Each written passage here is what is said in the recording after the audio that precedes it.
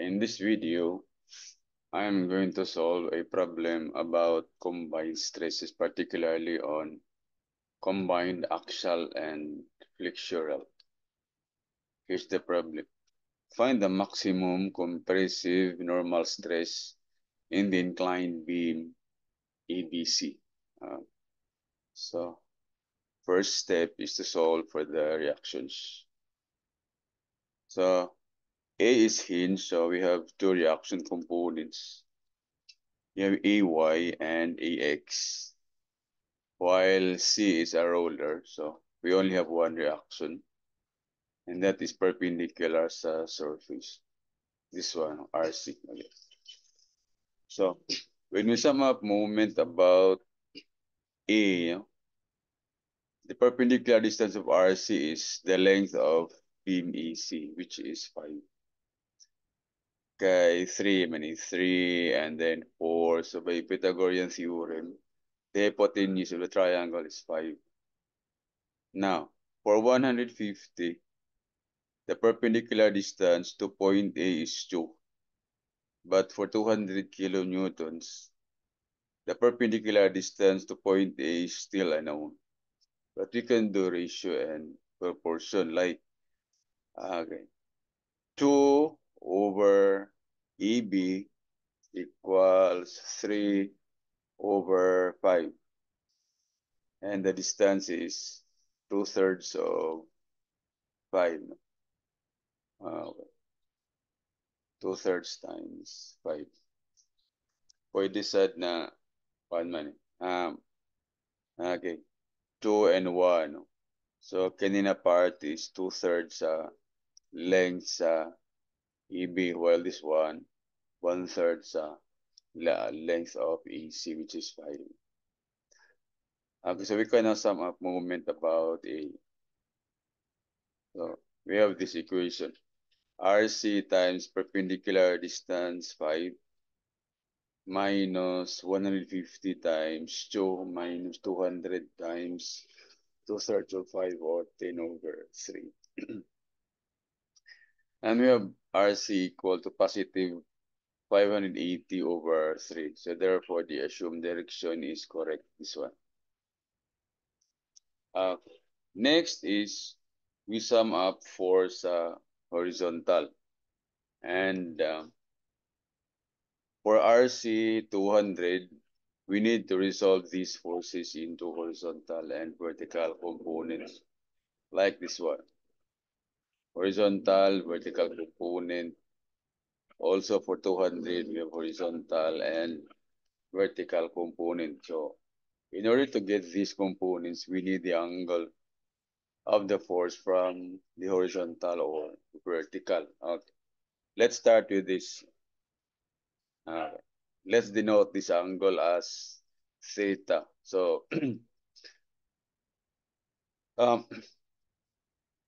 let's have trigonometric function sine and cosine. Base sa triangle na 4, 3, 5. We have cosine theta equal to 3 over 5. While sine of theta is opposite 4 over 5. Mara man yung needed sa component, sine and cosine naman. Okay, now, for this one, since this is theta, this angle is 90 minus theta. Okay, for this right triangle, this one over vertical, horizontal, and inclined, this is 90 degrees. So, pag theta ni 90 minus theta ni, therefore, this angle is theta.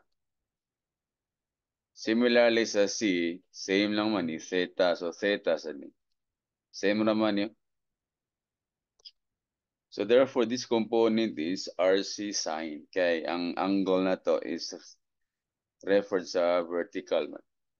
So, this is RC sine theta, RC cosine theta. This one is 200. The magnitude is 200.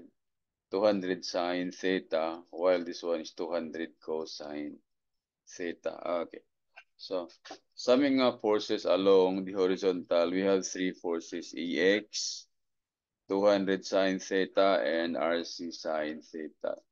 Two positive forces, one negative force. And solving for AX is negative 16 over 3. Therefore, the correct direction of AX is directed to the left.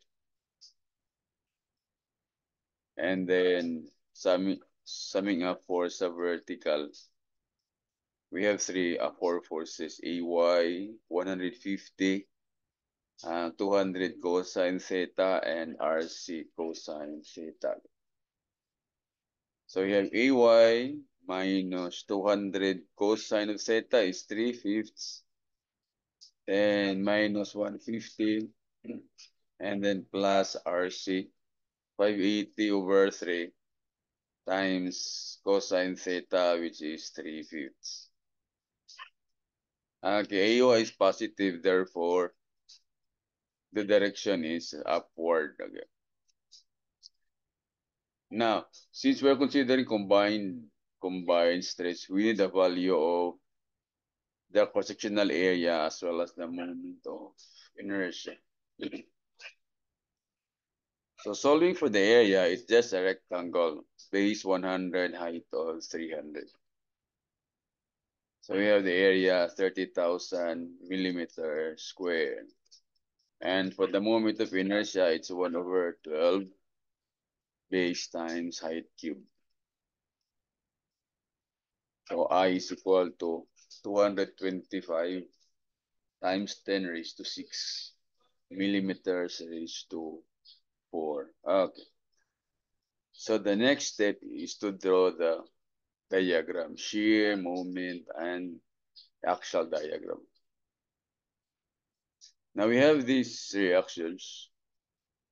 154 vertical component sa A, horizontal is to the left, no?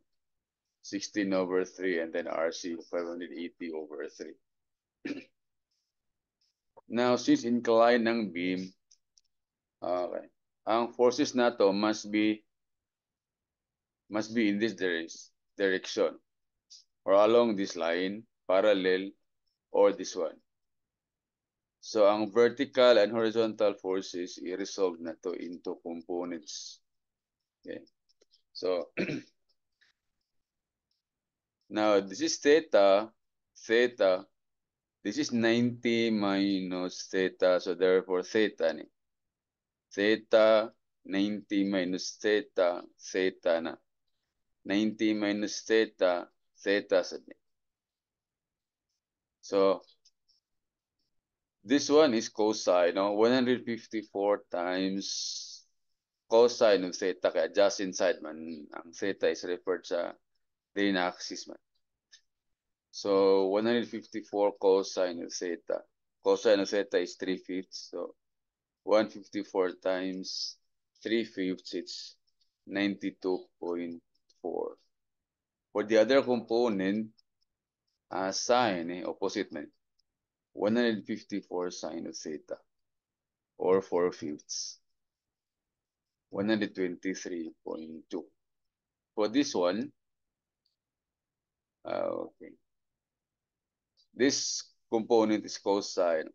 16 over 3 cosine of theta, or times 3/5. We have 3.2, and the other component, 16 over 3 sine of theta. You replace sine theta by 4/5. The result is 64 over 15. Now, for 150, kay vertical man i-resolve na to. We have this one, sine sa kaya ang angle is referred man dali. So, 150 sine of theta. Sine is 4/5, so 150 times 4/5, it's 120. And then this component kay adjacent man cosine. 150 cosine theta. 150 times 3/5, it's 90. Okay, so since ang tanan forces kuan, ang direction niya is along or parallel this axis and also this one. So pwede na ta. We can now draw the diagrams. Okay. Now, Okay. From A, these two components will be added in same direction. It's 92.4 plus 64 over 15. So upward na. And the value is ang sum sa 92.4 and 64 over 15. This one. 92.4 plus 64 over 15. It's 290 over 3. And then from E to B, walay force, walay load. So move lang. And then at B, we have 290 and 200 plus 90. No? So 290 over 3 minus 290. We have negative 580 over 3. And then no load, so move. And then natay reaction na 580 over 3, so ma-0 siya. Negative plus 580 over 3. So nag-close ang diagram. For the moment diagram, the graph is a straight line upward, kay positive man eh. And the value of this is the area of this rectangle. This distance is 2/3 of 5. So the area is 290 over 3 times 2/3 of 5. 290 over 3 times 10 over 3, it's 29 over 2,100 over 9. And then you subtract an area. 580 over 3 times 1/3 of 5. The result is 0. And for the P diagram or the actual diagram, masubtract ni 123.2 minus 3.2, it's 120. And compressive siya.